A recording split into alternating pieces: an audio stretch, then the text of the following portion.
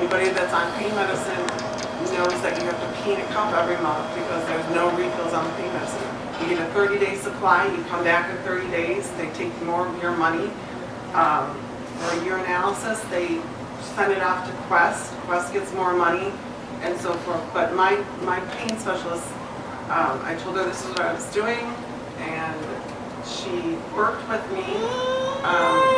The interesting thing is that since I started the program and I started on the medical marijuana, I still have to pee in the cup every month, but she has not submitted it to Quest. So she's so scared of the repercussions of her insurance and her license and all the other garbage around, even though she should be protected under New York law, she's not putting my test through. So obviously they would be positive for marijuana if they would come back THC. Obviously, she's got all the records from Dent. She knows this is what I'm doing. I'm titrating off the pain pills. And so I test positive. She's so afraid of having a positive, THC test come back that she's just not putting it through Quest. And when I confronted her about it and why she wasn't doing this, she just said, "Oh, I trust you, Wendy." So that's where she left it. But Quest has, Quest has not had any of my test results in a year, which is kind of scary, because something else could be going on. But she's so afraid of, license, repercussions that's what happened. What is the reason But at least she's working with me. that marijuana got onto Schedule 1? Was it the wild 60s and 70s when Earlier. It was Prohibition era. Really? It was Prohibition era. And one Texas congressman who basically, and part of the way they got it through, the AMA said, well, we don't know what marijuana is, this must be dangerous. It wasn't until it was already basically through that they said, wait a minute, no, this is one of our primary medicines. It was one Texas congressman who said that there are Mexicans going out, using this stuff and raping white women, and we have to stop it.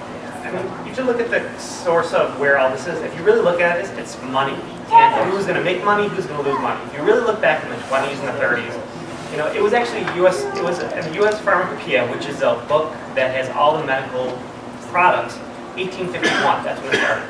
Then you start getting into the 1900s, and you have Anslinger was involved with the Secretariat, Finance.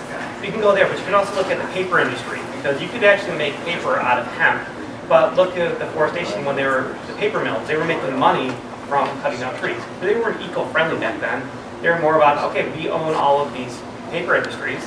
They can make it from hemp, but if you make it illegal, then it could force. These are all theories, and there's nothing that's really proven. But there's a lot of, then pharmaceutical companies start coming into market. As they mentioned, Lilly, Pfizer, all had Park Davis. Pharmaceutical companies all had tincture cannabis in cough medicine. They gave to children.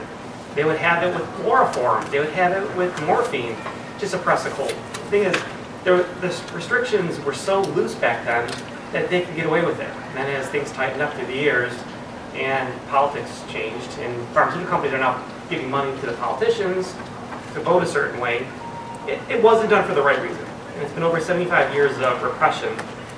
It's almost like prohibition in the early 20s is going to be like what we're dealing with right now. 100 years from now, people are going to look back at it and say, why was it so regulated?